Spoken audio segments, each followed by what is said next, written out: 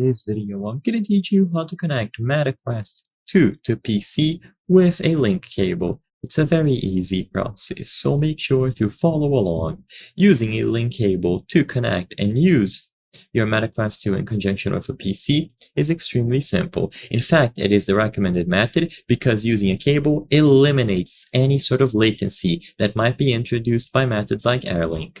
The very first thing that I would recommend before you even set up the cable is actually downloading MetaQuest Link. This application will ensure that you can properly set up and use your MetaQuest headset. So download it for free from the Meta website, and after you have MetaQuest Link downloaded, as you can see by the image, you will connect one end of a cable into the headset and the other one into your PC.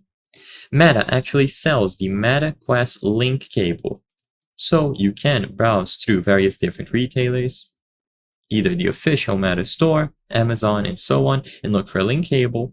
But it doesn't strictly need to be this particular cable.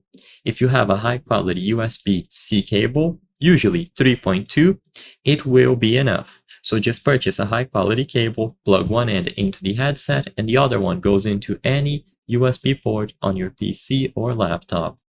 After this connection has been established, usually you just have to give it permission, so enable Oculus or Quest Link, and you can also find the exact same option under the quick settings, and this will be enough for you to start enjoying games or entering virtual desktop through your MetaQuest 2.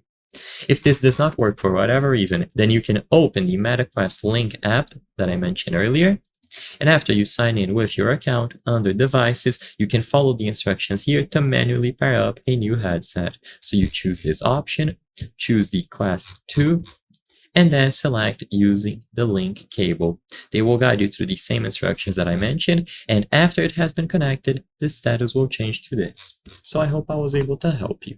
If this video helped you, consider subscribing. As you can see, according to our channel metrics, 83% of the people watching our videos are not subscribed. By subscribing, you can help us make higher quality videos. Thank you for watching, and I'll see you on the next one.